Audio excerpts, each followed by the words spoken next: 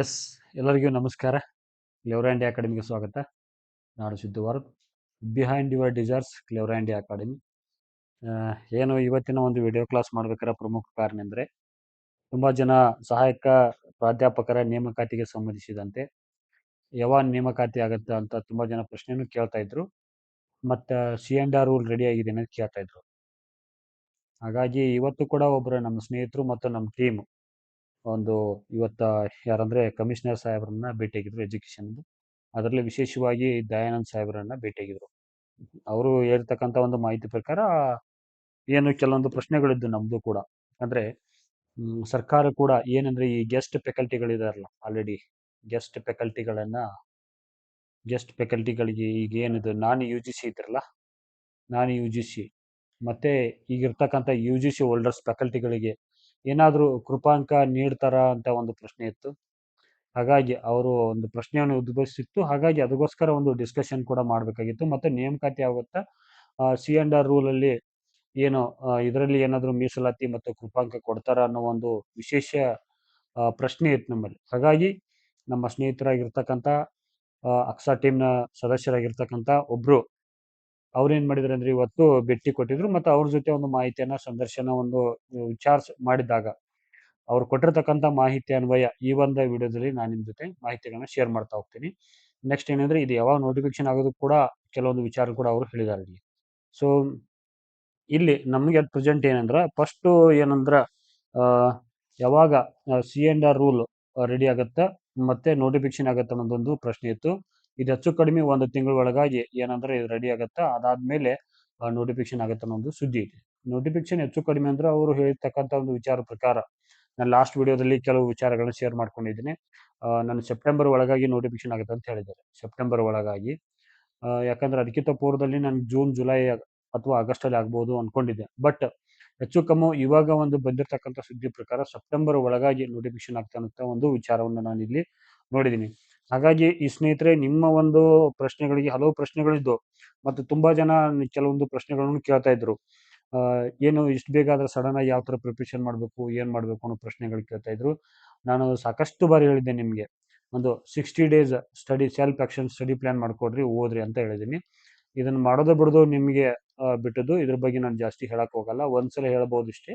But ಇದ್ರ ಬಗ್ಗೆ ಎಷ್ಟು ಕಾನ್ಶಿಯಸ್ ಇರ್ತಿಲ್ಲ ಅಷ್ಟು ನಿಮ್ಮ ಪ್ರಿಪ್ರೇಷನ್ ಏನಂದ್ರೆ ಎಕ್ಸಾಮ್ ಸಂದರ್ಭದಲ್ಲಿ ತುಂಬಾ ಹೆಲ್ಪ್ಫುಲ್ ಆಗುತ್ತೆ ಅಂತ ನಾನು ಭಾವಿಸ್ತೀನಿ. ಅದಕ್ಕಾಗಿ ನಿಮ್ದೊಂದು ರಿವಿಷನ್ಗೋಸ್ಕರ ಆದರೂ ಅಟ್ಲೀಸ್ಟ್ ಇದನ್ನ ಇಂಪ್ಲಿಮೆಂಟ್ ಮಾಡ್ಕೊಂಡು ನೋಟ್ಸ್ ಮಾಡ್ಕೊಂಡು ನೋಟಿಫಿಕೇಶನ್ ಆದಾಗ ಆ ರಿವಿಷನ್ ಮಾಡೋಕ್ಕೆ ಮತ್ತೆ ಇರ್ತಕ್ಕಂಥ ಒಂದು ಸನ್ನಿವೇಶದಲ್ಲಿ ಕ್ವಶನ್ ಪೇಪರ್ ಸಾಲ್ವ್ ಮಾಡೋಕ್ಕೆ ಹೆಲ್ಪ್ಫುಲ್ ಆಗುತ್ತೆ ಅಂತ ನಾನು ಇಷ್ಟಪಡ್ತೀನಿ ಹೇಳೋಕ್ಕಿನಿ. ನೆಕ್ಸ್ಟ್ ಇನ್ನೊಬ್ರು ಕೆಲವೊಂದು ಪ್ರಶ್ನೆಗಳು ಕೇಳ್ತಾ ಇದ್ರು. ನಾನು KCET ಪಾಸ್ ಮಾಡಿದ್ದೀನಿ, ಬಟ್ ನಾನು 4th ಸೆಮ್ ಅಲ್ಲಿ ಓದ್ತಾ ಇದ್ದೀನಿ, ಈಗ ನಾನು ಎಲಿಜಿಬಲ್ ಅಂತ ಪ್ರಶ್ನೆ ಕೇಳ್ತಾ ಇದ್ರು. ಇದಕ್ಕೆ ಯಾರಿಗಾರು ಡೌಟ್ ಇದ್ರೆ ಕೆಲವು ಲಾಸ್ಟ್ 2021 ನೋಟಿಫಿಕೇಶನ್ ಸಂಬಂಧಿಸಿದಂತೆ ಒಂದು ಸರ್ಕ್ಯುಲೇಷನ್ ಇದೆ ನನ್ನ ಹತ್ರ. ಸರ್ಕ್ಯುಲೇಷನ್ ಇದೆ, KA ಇಂದ ಬಂದಿರತಕ್ಕಂಥ ಸರ್ಕ್ಯುಲೇಷನ್ ಇದೆ. ಇದ್ರ ಬಗ್ಗೆ ನಾನು ಹೆಚ್ಚಿನ ಮಾಹಿತಿಯನ್ನು ಇಲ್ಲಂತೂ ಡಿಸ್ಕಷನ್ ಮಾಡಕ್ ಹೋಗಲ್ಲ. ಬಟ್ ನಿಮ್ಗೇನೋ ಡೌಟ್ ಇದ್ರೆ ಅದ್ರ ಬಗ್ಗೆ ಒಂದು ಸರ್ಕ್ಯುಲೇಷನ್ ಅದನ್ನ ಕಳಿಸ್ತೀನಿ. ಈ ನಂಬರ್ಗೆ ವಾಟ್ಸಪ್ ಮಾಡ್ರಿ, ಸರ್ಕ್ಯುಲೇಷನ್ ಕಳಿಸ್ಕೊಡ್ತೀನಿ. ನಿಮ್ಮ ಒಂದು ಈ ಪ್ರಶ್ನೆಗೆ ಏನು KCET ಪಾಸ್ ಮಾಡಿದ್ದೀನಿ ಬಟ್ ನಾನು 4th ಸೆಮ್ ಅಲ್ಲಿ MA ಅಥವಾ MSc MCOM ಓದ್ತಾ ಇದ್ದೀನಿ ಅನ್ನೋರಿಗೆ, ಅಥವಾ ಲಾಸ್ಟ್ ಇಯರ್ ಅಲ್ಲಿ ಇರ್ತಕ್ಕಂಥ ಒಂದು KCET ಪಾಸ್ ಆಗಿರ್ತಕ್ಕಂಥ ಒಂದು ಏನು ಸ್ಪರ್ಧಾ ಮಿತ್ರರಿಗೆ ಪ್ರಿಪ್ರೇಷನ್ ಮಾಡಬೇಕಾ ಮಾಡಬಾರ್ದು ಅನ್ನೋದು ಡೌಟ್ ಕ್ಲಿಯರ್ ಆಗುತ್ತೆ ನಿಮಗೆ. ಆ ನೋಟಿಫಿಕೇಶನ್ ಇರ್ತಕ್ಕಂಥ ಒಂದು ಸರ್ಕ್ಯುಲೇಷನ್ ನಿಮ್ಗೆ ಕಳಿಸ್ಕೊಡ್ತೀನಿ. ಈ ನಂಬರ್ಗೆ ವಾಟ್ಸಪ್ ಮಾಡ್ರಿ, ಅದನ್ನ ನೀವೇ ಓದ್ಕೊಂಡು ಏನು ಮಾಡ್ರಿ, ನಿಮ್ಮ ಪ್ರಶ್ನೆಗೆ ನೀವೇ ಉತ್ತರ ಕಂಡುಕೊಳ್ಳಿ. ಅದ್ರ ಹತ್ರ ನನ್ನ ಹತ್ರ ಇದೆ, ಬಟ್ ನೀವು ನೋಡ್ಬೋದು ಅದ್ರ ಬಗ್ಗೆ. ಮತ್ತು ಇವತ್ತು ಈ ದಯಾನಂದ್ ಸರ್ ಜೊತೆ ಡಿಸ್ಕಷನ್ ಆಗಿರೋ ಪ್ರಕಾರ ನಾವು ನೋಡೋದಾದ್ರೆ 1 ಅಥವಾ 2 ತಿಂಗಳ ಒಳಗಾಗಿ ನೋಟಿಫಿಕೇಶನ್ ಆಗತಕ್ಕ ಸಂದೇಶ, 2 ತಿಂಗಳಲ್ಲಿ ನೋಟಿಫಿಕೇಶನ್ ಆಗತಕ್ಕಂಥ ವಿಚಾರ ನೋಡ್ತೀವಿ. ಅಂದಾಜು ಹೆಚ್ಚು ಕಮ್ಮಿ ಅನ್ಕೊಡ್ರಿ, ಒಟ್ಟು ಒಂದು 60 ದಿನಗಳ ಒಳಗಾಗಿ ನೋಟಿಫಿಕೇಶನ್ ಆಗುತ್ತೆ ಅಂತ ಅನ್ಕೊಳ್ಳೋಣ. ಈಗ ಯಾವ್ದು, ಈಗ ಜೂನ್ ಇದೆ, ಜೂನು, ಜುಲೈ, ಆಗಸ್ಟ್, ಹೆಚ್ಚು ಕಮ್ಮಿ ಆಗಸ್ಟ್. ನಾನು ಲಾಸ್ಟ್ ವಿಡಿಯೋದಲ್ಲಿ ಹೇಳಿದೆ ಸೆಪ್ಟೆಂಬರ್ ಒಳಗಾಗುತ್ತಂತ, ಹೌದಾ? ಸೊ ಹಾಗಾಗಿ ನೀವೇನ್ ಮಾಡ್ರಿ, ಒಂದು 60 ದಿನಗಳ ಪ್ಲಾನ್ ಕೂಡ ಇವಾಗ ಮಾಡ್ರಿ. ಯಾಕಂದ್ರೆ ದಯಾನಂದ್ ಸರ್ ಹೇಳ್ತಕ್ಕಂಥ ಒಂದು ವಿಚಾರ ನೋಡೋದಾದ್ರೆ ನಾವು ಮುಂದಿನ ಒಂದು ಅಥವಾ 2 ತಿಂಗಳ ಒಳಗಾಗಿ ನೋಟಿಫಿಕೇಶನ್ ಆಗುತ್ತೆ ಅಂತ ಹೇಳಿದಾರೆ ಅವರು. ಸೊ ಹಾಗಾಗಿ ನೀವು ಏನ್ ಮಾಡ್ರಿ ಅಂದ್ರೆ ಪ್ರಿಪರೇಷನ್ಗೆ ಹೆಚ್ಚಿನ ಆದ್ಯತೆ ಕೊಡ್ರಿ. ಮತ್ತು ಇನ್ನೊಂದೇನು ವಿಚಾರ ಹೇಳ್ಬೇಕಂದ್ರೆ, ನಾನು ನಿಮಗೆ ಇಲ್ಲಿ ಯಾಕೆ ಸೀರಿಯಸ್ ಆಗ್ರಿ ಅಂತ ಹೇಳೋದಾದ್ರೆ, ಸಾಕಷ್ಟು ಬಾರಿ ನಾನು ವಿಡಿಯೋದಲ್ಲಿ ಹೇಳಿದ್ದೀನಿ. ಕೆಲವೊಬ್ರು ಏನ್ ಹೇಳ್ತಾರೆ ಅಂದ್ರೆ ನೆಗ್ಲೆಕ್ಟ್ ಭಾವನೆಯಿಂದ ಪ್ರಿಪರೇಷನ್ ಮಾಡ್ತಿರ್ತಾರೆ. ಯಾಕಂದ್ರೆ ಅವ್ರಿಗೆ ಆಲ್ರೆಡಿ ಒಂದೊಂದು ಸೆಕ್ಯೂರ್ ಲೈಫ್ ಅನ್ನೋದು ಇರುತ್ತೆ. ಇಲ್ಲಿ ಸೆಕ್ಯೂರ್ ಲೈಫ್ ಅಂದ್ರೆ ಯಾವುದೇ ಒಂದು ಸರ್ಕಾರಿ ನೌಕರಿ ಇರುತ್ತೆ. ಹಾಗಾಗಿ ಏನೋ ಬಿಡು ಬಂದಾಗ ನೋಟಿಫಿಕೇಶನ್ ಆದಾಗ ನಾವು ಪ್ರಿಪ್ರೇಷನ್ ಮಾಡಿದ್ರು ಅಂತ ಹೇಳ್ತಾರೆ. ಬಟ್ ನನಗೊಬ್ರು ಫೋನ್ ಮಾಡಿದ್ರು ಮೊನ್ನೆ. ಅವರು ಹೆಚ್ಚು ಕಮ್ಮಿ ಒಂದು 10ರಿಂದ 12ರಿಂದ ಒಂದು 15 ವರ್ಷವರೆಗೆ ಒಂದು ಇಲಾಖೆಯಲ್ಲಿ ಸರ್ವಿಸ್ ಮಾಡ್ತಿದ್ದಾರೆ. ಒಂದು ಇಲಾಖೆಯಲ್ಲಿ ಸರ್ವಿಸ್ ಮಾಡ್ತಿದ್ದಾರೆ. ಅವರು ಹೇಳ್ತಾರ ಏನಂದ್ರೆ, ಸರ್ ನನಗೆ ಈ ಇಲಾಖೆಯಲ್ಲಿ ಕೆಲಸ ಮಾಡಿ ತೃಪ್ತಿ ಇಲ್ಲ. ಬಟ್ ನಾನು ಕೆಲಸ ಮಾಡ್ತಾ ಇದ್ದೀನಿ, ಸರ್ಕಾರಿ ನೌಕರಿ ಕೆಲಸ ಮಾಡ್ತಾ ಇದ್ದೀನಿ. ಬಟ್ ನನಗೆ ತೃಪ್ತಿ ಇರ್ತಕ್ಕಂಥ ನೆಮ್ಮದಿ ಜೀವನ ಅಂದ್ರೆ ಟೀಚಿಂಗ್ ಪ್ರೊಫೆಷನ್, ಏನು ಶಿಕ್ಷಣ, ಈ ಶಿಕ್ಷಣ ಕ್ಷೇತ್ರದಲ್ಲಿ ಒಂದು ಸಾಧನೆ ಮಾಡಬೇಕು ಅನ್ನೋ ಒಂದು ವಿಚಾರ. ಮತ್ತು ಅದ್ರ ಜೊತೆ ಇನ್ನೊಬ್ರು ಫೋನ್ ಮಾಡಿದ್ರು ನನಗೆ. ಏನಂದ್ರೆ ಆಲ್ರೆಡಿ ಅವರು ಹೈಸ್ಕೂಲ್ ಟೀಚರ್ ಇದ್ದಾರೆ, ಹೈಸ್ಕೂಲ್ ಟೀಚರ್ ಇದ್ದಾರೆ. ಮತ್ತು ಇನ್ನೊಬ್ರು ಫೋನ್ ಮಾಡಿದ್ರು ನನಗೆ, VAO ಅವರು ವಿಲೇಜ್ ಅಕೌಂಟೆಂಟ್ ಇದ್ದಾರೆ. ಅವ್ರು ಹೇಳ್ತಾರೆ, ಸರ್ ಇಲ್ಲಿ ನಾನು ಈ ವಿಲೇಜ್ ಅಕೌಂಟೆಂಟ್ ಬಿಟ್ಟು ಅಸಿಸ್ಟೆಂಟ್ ಪ್ರೊಫೆಸರ್ ಆದ್ರೆ ನಾನು ಅಷ್ಟು ಚೆನ್ನಾಗಿರುತ್ತಾ ಅಂತ ಕೇಳಿದ್ರು ಅವರು. ಹಾಗಾದ್ರೆ ನೀವು ವಿಲೇಜ್ ಅಕೌಂಟೆಂಟ್ ಅಷ್ಟೇ ಆಗೋದ್ರೆ KCET ಯಾಕೆ ಪಾಸ್ ಮಾಡಬೇಕಾಗಿತ್ತು? ನನ್ನ ಪ್ರಶ್ನೆ. ಮಾಸ್ಟರ್ ಡಿಗ್ರಿ ನೀವ್ ಯಾಕೆ ಮಾಡ್ಬೇಕಾಗಿತ್ತು ವಿಲೇಜ್ ಅಕೌಂಟ್ ಆಗೋದಿದ್ರೆ? ಅದರಲ್ಲೇ ಉಳಿದಿದ್ರೆ ಇದನ್ನ KCET ಯಾಕೆ ಪಾಸ್ ಮಾಡಬೇಕಾಗಿತ್ತು? ನಿಮ್ಮ ಪ್ಲೇಸಲ್ಲಿ ಮತ್ತೊಬ್ಬರು ಬರ್ತಿದ್ರಲ್ಲ. ಹಾಗಾಗಿ ನೀವು KCET ಪಾಸ್ ಆದ್ರೆ ನಿಮ್ಮಲ್ಲಿ ನಾಲೆಜ್ ಇದೆ ಆಲ್ರೆಡಿ. ಆ ನಾಲೆಜ್ಗೆ ಏನಾದರೂ ಮರ್ಯಾದೆ ಸಿಗಬೇಕು, ಗೌರವ ಸಿಗಬೇಕಾದ್ರೆ ನೀವು ಸಮಾಜದಲ್ಲಿ ಮತ್ತಷ್ಟು ಕೊಡುಗೆ ಕೊಡಬೇಕಾದ್ರೆ ನಿಮ್ಮ ನಾಲೆಜು ಕೇವಲ ದುಡ್ಡು ಗಳಿಸೋದಲ್ಲ. ನಿಮ್ಮ ನಾಲೆಜ್ ಏನಂದ್ರೆ ಸಮಾಜಕ್ಕೆ ಮಾರ್ಗದರ್ಶನ ನೀಡ್ತಕ್ಕಂಥ ಒಂದು ದಾರಿದೀಪ ಆಗಿರ್ಬೇಕು. ಹಾಗಾಗಿ ನೀವು VAO ಆದ್ರೂ ಕೂಡ, ಅಂದ್ರೆ ವಿಲೇಜ್ ಅಡ್ಮಿನಿಸ್ಟ್ರೇಟಿವ್ ಆಫೀಸರ್ ಅಂದ್ರೆ ಗ್ರಾಮ ಲೆಕ್ಕಾಧಿಕಾರಿ ಅಥವಾ ಗ್ರಾಮ ಆಡಳಿತಾಧಿಕಾರಿ ಕೊಟ್ಟಿದ್ದಾರೆ, ಅಂದ್ರೆ village accountant. So KCET pass ಆಗೋಕ್ಕೆ ನಿಮ್ಮಲ್ಲಿ ಸಾಕಷ್ಟು ನಾಲೆಜ್ ಇತ್ತು, ಹಾಗಾಗಿ ಅದನ್ನ ಬಳಸ್ಕೊಳ್ರಿ. ಸಮಾಜಕ್ಕೆ ದಾರಿದೀಪವಾಗಿರ್ತಕ್ಕಂಥ ಮಕ್ಕಳಿಗೆ ಪಾಠ ಮಾಡಿ, ನಿಮ್ಮ ಜ್ಞಾನವನ್ನು ಸಮಾಜಕ್ಕೆ ದಾರಿ ಎರೀರಿ. ದುಡ್ಡು ಮಾಡೋದು ಸಾಧನೆ ಅಲ್ಲ, ಬಟ್ KCET ಪಾಸ್ ಆದ್ರೆ ನೀವು ಅಸಿಸ್ಟೆಂಟ್ ಪ್ರೊಫೆಸರ್ ಆದ್ರೆ ನಿಮ್ಮಲ್ಲಿ ಇರ್ತಕ್ಕಂಥ ಅನುಭವ ಮತ್ತು ಇರ್ತಕ್ಕಂಥ ಜ್ಞಾನ ಸಮಾಜಕ್ಕೂ ಕೂಡ ಸಿಗಲಿ. ಸೊ ಬಡ ಮಕ್ಕಳಿಗೆ, ವಿದ್ಯಾರ್ಥಿಗೂ ಏನದು ಒಂದು ಜ್ಞಾನ ಕೊಡೋ ಒಂದು ದಾರಿದೀಪ ಆಗಲಿ ಅಂತ ಈ ಮೂಲಕ ನಿಮ್ಗೆ ಹೇಳಕ್ ಇಷ್ಟಪಡ್ತೀನಿ. ಇನ್ನು ಕೆಲವರು ಹೈಸ್ಕೂಲ್ ಟೀಚರ್ ಇದ್ರು, ಅವ್ರು ಏನ್ ಹೇಳ್ತಾರೆ ಅಂದ್ರೆ, ಸರ್ ನನ್ಗೆ ಆಲ್ರೆಡಿ ಪೇ ಸ್ಕೇಲು ಮತ್ತೆ ಬರ್ತಕ್ಕಂಥ ಸ್ಯಾಲ್ರಿ ಸೇಮ್ ಆಗತ್ತೆ, ಏನ್ ಮಾಡ್ಲಿ ಅಂತಂದ್ರು. ಕ್ಷೇತ್ರ ಒಂದೇ, ದಾರಿ ಎರಡು ಅಷ್ಟೇ ನಿಮ್ದು. ಸೊ ಹೈಸ್ಕೂಲ್ ಟೀಚರ್ ಇದ್ರೆ ನೀವು ಹೈಸ್ಕೂಲ್ ಟೀಚರ್ ಆಗಿ ಮಾತ್ರ ಉಳಿತೀರಿ. ಅಸಿಸ್ಟೆಂಟ್ ಪ್ರೊಫೆಸರ್ ಆದ್ರೆ ನಿಮ್ ನೋಡೋ ಲಕ್ಷಣ ಬೇರೆ ಆಗತ್ತೆ, ಜನ ನೋಡೋ ಲಕ್ಷಣ ಬೇರೆ ಆಗತ್ತೆ. ಯಾಕಂದ್ರ ನಮ್ ಜನದ ಮನಸ್ಥಿತಿ ಹೆಂಗಂತಂದ್ರೆ, ಎಜುಕೇಶನ್ ಸಂಬಂಧಪಟ್ಟಂಗೆ ಹೈಯರ್ ಯಾರು ಮೇಲೆ ಹೋದಂಗೆ ಜನರ ಮನಸ್ಥಿತಿನೂ ಚೇಂಜ್ ಆಗತ್ತಲ್ಲ, ಹಂಗೆ ಮೇಲೆ ಹೋದಂಗೆ ಜನ ನೋಡೋ ನಿಮ್ಮ ಒಂದು ಅದು ವಿಚಾರ ಕೂಡ ಬದಲಾಗ್ತಾವ. ಮತ್ತು ಅವ್ರು ಕೊಡ್ತಕ್ಕಂಥ ಗೌರವದಲ್ಲಿ ಕೂಡ ಈ ಗೌರವ ಸ್ಟೇಜ್ 1 ಇದು ಅಸಿಸ್ಟೆಂಟ್ ಪ್ರೊಫೆಸರ್.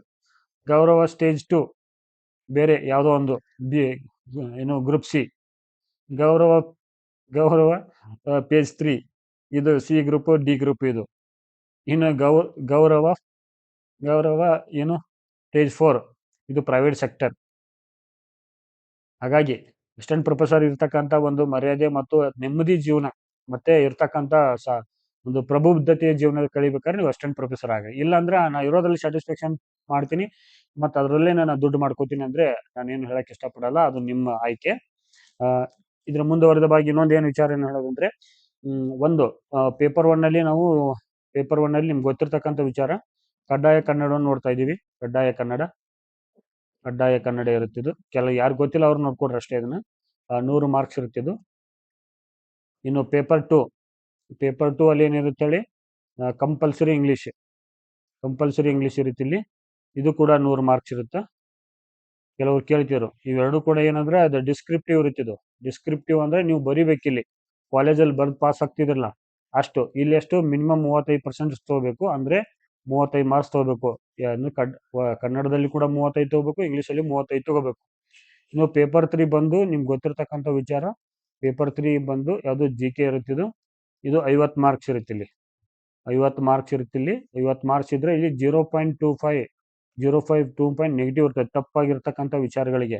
ಇಲ್ಲಿ ಯಾವುದೇ ನೆಗೆಟಿವ್ ಇರಂಗಿಲ್ಲ, ಬಟ್ ಅಂಕಗಳು ಕಡಿತಾಗತ್ತೆ. ನಿಮ್ಗೆ ತಪ್ಪಾಗಿದ್ರು ಕೂಡ ಈ ನೆಗೆಟಿವ್ ಅನ್ನಲ್ಲ, ಅಂಕಗಳು ಕಡಿತಾ ಇರ್ತಿರುತ್ತೆ ಇಲ್ಲಿ. ಅದು ಪೇಪರ್ 1, 2 ಅಲ್ಲಿ. ಇನ್ನು ಪೇಪರ್ 4 ಟೋಟಲ್ ಆಗಿ 4 ಪೇಪರ್ಗಳು ಇರ್ತಾವ. ಪೇಪರ್ 4 ಅಲ್ಲಿ ಏನಂದ್ರೆ ನಿಮ್ಗೆ 250 ಮಾರ್ಕ್ಸ್ ಇರ್ತಾವೆ, 125 ಕ್ವಶನ್ಸ್ ಇರ್ತಾವೆ ಇಲ್ಲಿ. ಸೊ ಇಲ್ಲಿ ಕೂಡ 0.5 ಇರ್ತೈತಿ ಇಲ್ಲಿ, ಯಾಕಂದ್ರೆ 2 ಮಾರ್ಕ್ಸ್ ಇರುತ್ತೆ ಇಲ್ಲಿ. ಸೊ ಹಾಗಾಗಿ 0.5 ನೆಗೆಟಿವ್ ಇರುತ್ತೆ. ಇದ್ರ ಬಗ್ಗೆ ಕೂಡ ನಿಮಗೆ ಗಮನ ಇರಲಿ. ನೆಕ್ಸ್ಟ್ ಪ್ರಿಪ್ರೇಷನ್ ಮಾಡೋರು ಯಾರಿದ್ರೆ ಸೀರಿಯಸ್ ಆಗಿ ಪ್ರಿಪ್ರೇಷನ್ ಮಾಡ್ರಿ.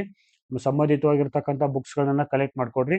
ಜಿಕೆಗೆ ಸಂಬಂಧಿಸಿದಂತೆ ನಾನೀಗ ಆಲ್ರೆಡಿ ಹೇಳಿದೆ ನಿಮಗೆ. ಪ್ರಣತಿ ಅಕಾಡೆಮಿಯವರು ತುಂಬಾ ಚೆನ್ನಾಗಿರ್ತಕ್ಕಂಥ ಒಂದು ಬುಕ್ ಬಿಟ್ಟವ್ರೆ. ಪ್ರಣತಿ ಅಕಾಡೆಮಿಯವ್ರು ಬಿಟ್ಟವ್ರೆ. ಪಾರ್ಟ್ 1 ಪಾರ್ಟ್ 2 ಐತಿ. ಅದರಲ್ಲಿ ರೀಸೆಂಟ್ ಆಗಿರ್ತಕ್ಕಂಥ ಕೆಇಎ ಒಂದು ಪೇಪರ್ಗಳನ್ನ ಸಾಲ್ವ್ ಮಾಡಿದ್ದಾರೆ ಅವರು. ಅದರಲ್ಲಿ ಹೆಚ್ಚು ಕಮ್ಮಿ ಒಂದು 750 ಪೇಜಸ್ ಐತಿ ಇದು. 750 ಪೇಜಸ್ ಐತೆ. ಈ ಒಂದು ಇದರಲ್ಲಿ ಈ ಬುಕ್ಸ್ಗಳಲ್ಲಿ ನಾವು ಎಷ್ಟು ಕಾಣ್ತೀವಿ ಅಂದ್ರೆ ಸುಮಾರು 22 ಕ್ವಶನ್ ಪೇಪರ್ ಕಂಡಿದ್ದೀವಿ. ಇದರಲ್ಲಿ ಏನೈತೆ ಅಂದ್ರೆ ಕಂಪ್ಲೀಟ್ ಆಗಿರ್ತಕ್ಕಂಥ ಮಾಹಿತಿ ಸಿಗುತ್ತೆ ನಿಮಗೆ. ಒಂದು ಐಡಿಯಾ ಬರುತ್ತೆ ಕೆಇಎ ಯಾವ ಥರ ಜಿಕೆ ಪೇಪರ್ಗಳು ಇರ್ತಾವೆ, ಅದರೊಳಗೆ ನಾವು ಏನು ಮಾಡಬೇಕು, ಎಂಥ ಕ್ವಶನ್ ಯಾವ ಥರ ಅಟೆಂಡ್ ಮಾಡಬೇಕು ಅಂತ ಕೂಡ ಒಂದು ಐಡಿಯಾ ಬರುತ್ತೆ. ಈ ಬುಕ್ಸನ್ನು ಕಲೆಕ್ಟ್ ಮಾಡ್ಕೊಡ್ರಿ. ಈ ಒಂದು ನಮ್ಮದೇ ಒಂದು ಪ್ಲಾಟ್ಫಾರ್ಮ್ ಐತಿ. ಇದರಲ್ಲಿ ನಿಮಗೆ ಬುಕ್ಸ್ ಕೂಡ ಹೋಮ್ ಡೆಲಿವರಿ ಕೊಡ್ತಕ್ಕಂಥ ಒಂದು ವಿಚಾರ ಐತಿ ಇದು. ಸೊ ಈ ನಂಬರ್ ಕಾಂಟ್ಯಾಕ್ಟ್ ಮಾಡಿರಿ, ನಿಮಗೆ ಬುಕ್ ಸಿಗುತ್ತೆ. ಮತ್ತು ಸ್ಯಾಂಪಲ್ PDF ಕೂಡ ನೀವು ನೋಡ್ಬೋದು. ನೆಕ್ಸ್ಟ್ ಏನಂದ್ರೆ ಕಡ್ಡಾಯ ಕನ್ನಡ ಕೋರ್ಸ್ಗೆ ಜಾಯ್ನ್ ಆಗ್ತಕ್ಕಂಥ ಒಬ್ರು ನನಗೆ ಫೋನ್ ಮಾಡಿದ್ರು ಒಬ್ರು ಮೇಡಮ್ ಅವರು. ಅವ್ರಿಗೆ ಹೇಳಿದ್ರು ಅವ್ರು, ನನಗೇನು ಗೊತ್ತಿಲ್ಲ ಸರ್, ನಾನು ಏನು ಮಾಡಲಿ ಅಂತಂದ್ರು. ಬರೆಯೋದ್ರಿಗೆ ಸಂಬಂಧಪಟ್ಟಂತೆ ಇರ್ತಕ್ಕಂಥ ಎಲ್ಲ ವಿಚಾರಗಳನ್ನ ಅವ್ರ ಜೊತೆ ಶೇರ್ ಮಾಡಿದೆ. ಇಲ್ಲಿ ನಾನು ಸ್ಟಾರ್ಟಿಂಗ್ ನಿಮಗೆ ಸ್ವರಗಳು ಹಿಡ್ಕೊಂಡು ವ್ಯಂಜನಗಳನ್ನ ಹಿಡ್ಕೊಂಡು ಸ್ಟಾರ್ಟ್ ಮಾಡ್ತೀನಿ. ಇಲ್ಲಿ ಪ್ರತಿದಿನ ಟಾಸ್ಕ್ ಇರುತ್ತೆ. ಇಲ್ಲಿ ಯಾವ ಥರ ಟಾಸ್ಕ್ ಇರುತ್ತೆ ಅಂದರೆ ಬರೀ ಓದು ಮತ್ತು ಬರಹ ನಮ್ದಿಲ್ಲಿ. ಫಸ್ಟ್ ಓದು ಮತ್ತು ಬರಹ ನಾನು ಕ್ಲಾಸಸ್ಗಳನ್ನ ಮಾಡ್ಕೊಡ್ತೀನಿ. ಇದರಲ್ಲಿ ಏನು ಸಮಸ್ಯೆ ಇಲ್ಲ. ಓದು ಮತ್ತು ಬರಹ ಇಲ್ಲಿ ಪ್ರತಿದಿನ ಇಷ್ಟು ಪೇಜ್ಗಳನ್ನ ಬರಿತಕ್ಕಂಥ ಒಂದು ಟಾರ್ಗೆಟ್ ಕೊಡ್ತೀನಿ. ಯಾರಿಗೆ ಗೊತ್ತಿಲ್ಲ, ಕನ್ನಡ ಮೀಡಿಯಂ ಇಲ್ದವ್ರಿಗೆ ಮಾತ್ರ ಜಾಯ್ನ್ ಆಗ್ರಿ. ಕನ್ನಡ ಮೀಡಿಯಂ ಇದ್ದವ್ರು ಕೂಡ ಜಾಯ್ನ್ ಆಗ್ತಾರೆ, ಆಗ್ರಿ, ತೊಂದರೆ ಇಲ್ಲ. ನಿಮ್ಗೊಂದು ಐಡಿಯಾ ಬರುತ್ತೆ. ಕನ್ನಡ ಮೀಡಿಯಂ ಇಲ್ಲ, ನಾನು ಉರ್ದು ಮೀಡಿಯಂ ಓದಿದ್ದೀನಿ, ಇಂಗ್ಲೀಷ್ ಮೀಡಿಯಂ ಓದಿದ್ದೀನಿ, ಮರಾಠಿ ಮೀಡಿಯಂ ಓದಿದ್ದೀನಿ, ತಮಿಳು, ಮಲಯಾಳಂ ಯಾವುದೇ ಮೀಡಿಯಂದವ್ರು ಇರಲಿ, ನಿಮಗೆ ಸ್ಕೂಲ್ ಫೀಡಿಂಗ್ ಮಾಡ್ಕೊಂಡು ಕನ್ನಡ ನಿಮಗೆ ಓದು ಬರೋ ಕಲಿಸ್ತಕ್ಕಂಥ ಕೆಲಸ ನಮ್ಮ ಟೀಮ್ ಮಾಡುತ್ತೆ. ಅದ್ರ ಬಗ್ಗೆ ವರಿಬೇಡ. ಕಡ್ಡಾಯ ಕನ್ನಡ ಕೋರ್ಸ್ ಜಾಯ್ನ್ ಆಗೋರಿದ್ರೆ ಈ ನಂಬರ್ ಕಾಂಟ್ಯಾಕ್ಟ್ ಮಾಡ್ರಿ, ಜಾಯ್ನ್ ಆಗ್ರಿ. ನಾನೇನು ಮಾರ್ಕೆಟ್ ಮಾಡ್ತಿಲ್ಲ, ನಿಮ್ಗೆ ಒಂಥರ ಸೇವೆಯನ್ನು ಸಲ್ಲಿಸ್ತಾ ಇದ್ದೀನಿ. ಇಲ್ಲಿ ಕೇವಲ 699 ರುಪೀಸ್ ಐತಿ ಇದು. ಹೌದಾ? ಇಷ್ಟು ವಿಚಾರಗಳನ್ನು ನೋಡಿ ಇವತ್ತ ಹೇಳ್ತಾ ಇದ್ದೀನಿ. ನೆಕ್ಸ್ಟ್ ಏನಂದ್ರೆ ಇರ್ತಕ್ಕಂಥ ಇವತ್ತಿನ ಮಾಹಿತಿ ಪ್ರಕಾರ ದಯಾನಂದ್ ಸರ್ ಹೇಳಿರ್ತಕ್ಕಂಥ ಮಾಹಿತಿ ಪ್ರಕಾರ 1 ಅಥವಾ 2 ತಿಂಗಳಲ್ಲಿ ನೋಟಿಫಿಕೇಶನ್ ಆಗ್ತಂತ ಹೇಳಿದಾರೆ ಅವರು. ಹೌದಾ? ಬಟ್ ನನ್ನೊಂದು ಅನಿಸಿಕೆ ಪ್ರಕಾರ ಸೆಪ್ಟೆಂಬರ್ ಒಳಗಾಗತ್ತಂತ ಅನ್ಕೊಂಡಿದ್ದೀನಿ. ಏನಾದ್ರೂ ಇರಲಿ, ಅದು ಒಟ್ಟಿನಲ್ಲಿ ಏನು ಮಾಡಿ ನೀವು ಇರ್ತಕ್ಕಂಥ ಸಿಲೆಬಸ್ ಅನ್ನ ಡೌನ್ಲೋಡ್ ಮಾಡ್ಕೊಡ್ರಿ. ನಿಮ್ಮ ಹತ್ರ ಯಾವುದೇ ಸಿಲೆಬಸ್, ನನ್ನ ಹತ್ರ ಯಾವುದೇ ಸಬ್ಜೆಕ್ಟಿಗೆ ನನ್ನ ಹತ್ರ ಸಿಲೆಬಸ್ ಇಲ್ಲ ಅಂದ್ರೂ ಕೂಡ ನೀವು ನನಗೆ 8660186299 ಈ ನಂಬರ್ಗೆ ವಾಟ್ಸಪ್ಪಲ್ಲಿ ಮೆಸೇಜ್ ಹಾಕ್ರಿ. ನಿಮ್ದು ಯಾವುದೇ ಸಬ್ಜೆಕ್ಟ್ ಇರಲಿ, ಅದು ಸಂಬಂಧಪಟ್ಟಂಥ ಸಿಲೆಬಸ್ ನಮ್ಮ ಟೀಮ್ ಕಳಿಸ್ಕೊಡ್ತೈತೆ ನಿಮ್ಗೆ. ಅದ್ರೊಳಗೆ ಡೌಟೇ ಬೇಡ. ಮತ್ತು ನಮ್ಮ ಕ್ಲೇವರ್ ಇಂಡಿಯಾ ಅಕಾಡೆಮಿ ಟೆಲಿಗ್ರಾಮ್ ಚಾನಲ್ಗೆ ಜಾಯ್ನ್ ಆಗ್ರಿ. ಏನೋ Clever India Academy Telegram join ಆಗ್ರಿ. ಇಲ್ಲಿ ಲಿಂಕ್ ಕೊಟ್ಟಿರ್ತೀನಿ ಡಿಸ್ಕ್ರಿಪ್ಷನ್ ಬಾಕ್ಸಲ್ಲಿ, ಜಾಯ್ನ್ ಆಗ್ರಿ. ಇಲ್ಲಿ ನಿಮಗೆ ಏನಂದ್ರೆ ವಿಶೇಷವಾಗಿರ್ತಕ್ಕಂಥ ಕೆಲವು MCQಗಳ ಏನು ಪ್ರಾಕ್ಟೀಸ್ ಇರ್ತಕ್ಕಂಥ ಕ್ವಿಜ್ಗಳನ್ನು ಹಾಕ್ತಾ ಬರ್ತೀವಿ ಇಲ್ಲಿ. ಇದು ಕೂಡ ನಿಮ್ಗೆ ಹೆಲ್ಪ್ ಆಗುತ್ತಾ. ನಮ್ಮಿಂದ ಎಷ್ಟು ಸಹಾಯ ಬೇಕಲ್ಲ ಅಷ್ಟು ನಾವು ಮಾಡ್ಕೊಡ್ತೀವಿ. ಕೇವಲ ನಾವೇನು ಇಲ್ಲಿ ಕುಂತು ಮಾರ್ಕೆಟ್ ಏನು ಮಾಡ್ತಿಲ್ಲ, ಬಟ್ ನಿಮ್ಗೆ ಇರ್ತಕ್ಕಂಥ ಕೆಲವು ಮಾಹಿತಿಯನ್ನ, ಅಧಿಕೃತವಾಗಿರ್ತಕ್ಕಂಥ ಮಾಹಿತಿಗಳನ್ನ ನಿಮ್ ಕೊಡಕ್ಕೆ ಇಷ್ಟಪಡ್ತೀನಿ ನಾನು. ಸೊ ಯಾವುದೇ ಅನ್ವಾಂಟೆಡ್ ಮಾಹಿತಿಗಳನ್ನ ಇಲ್ಲಿರ್ತಕ್ಕಂಥ ಯಾವುದೇ ಒಂದು ನಮ್ಮ ಚಾನಲ್ ವ್ಯೂಸ್ ಆಗಲಿ, ಸಬ್ಸ್ಕ್ರೈಬರ್ ಬರಲಿ, ಇದು ಬರಲಿ ಅಂತ ಏನು ಮಾಡ್ತಿಲ್ಲ. ಒಟ್ಟಿನಲ್ಲಿ ನಿಮ್ಗೆ ಒಂದು ಮಾಹಿತಿ ಕೊಡ್ಬೇಕಂತ ನಮ್ಮ ಭಾವನೆ ಐತಿ, ಅಷ್ಟು ಕೊಡ್ತಾ ಇದ್ದೀವಿ. ಇಷ್ಟ ಇದ್ದವರು ಚಾನಲ್ ನೋಡ್ರಿ, ಇಲ್ಲಾಂದ್ರೆ ಯಾರು ಕೂಡ ನೋಡಕ್ ಹೋಗ್ಬೇಡ್ರಿ. ನಿಮ್ಗೆ ಯಾರಿಗಾರು ತಪ್ಪು ಮಾಹಿತಿ ಇದ್ರೆ ನನ್ನ ಚಾನಲ್ ಅನ್ಸಬ್ಸ್ಕ್ರೈಬ್ ಮಾಡ್ಕೊಂಡು ನಿಮ್ಮ ಪಾಡಿ ನೀವು ಓದಕ್ಕೆ ತಯಾರು ಮಾಡ್ರಿ. ಯಾಕಂದ್ರೆ ಕೆಲವೊಬ್ರು ಕಮೆಂಟ್ಗಳು ಮಾಡ್ತಿರ್ತೀರಿ, ಕೆಲವರು ಮೆಸೇಜ್ ಆಗ್ತಿರ್ತೀರಿ, ಅಂಥವ್ರು ನಾನು ಏನೂ ಮಾಡೋಕ್ಕಾಗಲ್ಲ. ಹಾಗಾಗಿ ನನ್ನ ಕೆಲಸ ಏನಂದ್ರೆ ಸಾಧ್ಯ ಆದ ಮಟ್ಟಿಗೆ ಗ್ರೌಂಡ್ ಲೆವೆಲ್ ಇರ್ತಕ್ಕಂಥ ಒಂದು ವ್ಯಕ್ತಿಗಳಿಗೆ ಮತ್ತು ಓದ್ತಕ್ಕಂಥ ಸೀರಿಯಸ್ ಆಸ್ಪಿರೆಂಟ್ಸ್ಗಳಿಗೆ ಮಾಹಿತಿ ಕೊಡಕ್ಕೆ ಇಷ್ಟಪಡ್ತಾ ಇದ್ದೀನಿ. ಸೀರಿಯಸ್ ಆಗಿ ಓದೋರು ಇದ್ರೆ ನಮ್ಮ ಜೊತೆ ಕೈ ಜೋಡಿಸ್ರಿ. ನಿಮ್ಗೆ ಏನು ಬೇಕಲ್ಲ ಅದನ್ನ ಸಾಧ್ಯತೆಗಳಿಂದ ನಾನು ಕೊಡಕ್ಕೆ ಪ್ರಯತ್ನ ಮಾಡ್ತೀನಿ.